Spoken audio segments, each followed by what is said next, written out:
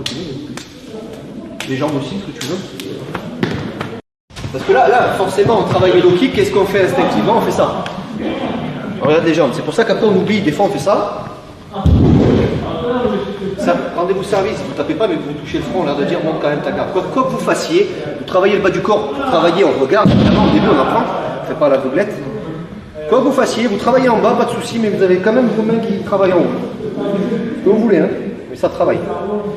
Il me dit, où est-ce qu'on regarde? Est-ce qu'on la regarde à elle? Est-ce qu'on regarde ses jambes? Pour démarrer, regardez les jambes, pour bien comprendre comment vous positionnez. Ensuite, vous travaillez en proprioception ou en vision périphérique. La vision périphérique, je suis là, je regarde devant, je regarde Fred, je vois Jean-Pierre et je vois Valérie qui est ici. C'est ça la vision périphérique. Donc logiquement, moi on m'a toujours dit, ça dépend des profs, ça dépend des courants, regarde les yeux de ton agresseur ou ton adversaire. Bon, ça fait viril d'entendre ça, c'est bien.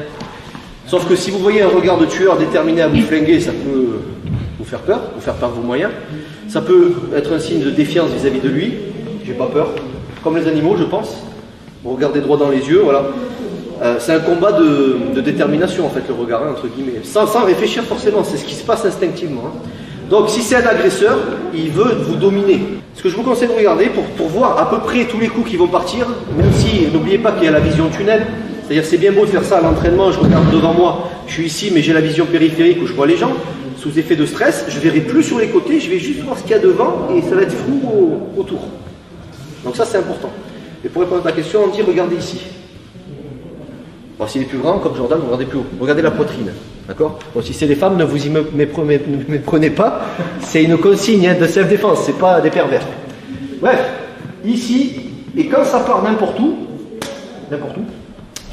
continue. Les jambes aussi, ce que tu veux. Dans l'idée, vous voyez à peu près ce qui part. Donc, vous faites le test, hein. Moi je ne vous impose pas de me croire sur parole. Vous regardez d'abord les yeux. Si c'est les bras, vas-y, il n'y a pas de souci. Si c'est les bras, ça va. Si c'est les jambes, vous ne verrez pas bien. Et inversement, vous voyez bien les jambes et on voit même bien la tête. Regardez au centre de la personne. Si c'est une vraie agression, en faisant comme ça, vous êtes vigilant. Si vous regardez trop en haut ou trop en bas, vous allez peut-être perdre de vue les extrêmes. J'ai été français. Allez-y alors, traduisez. De toute façon, il faut un décodeur des fois. Allez-y, c'est parfait. Si tu souhaites aller encore plus loin, à savoir décupler tes connaissances en self-défense, devenir confiant et efficace en situation réelle, mais ce que je t'invite à faire, c'est à cliquer juste ici.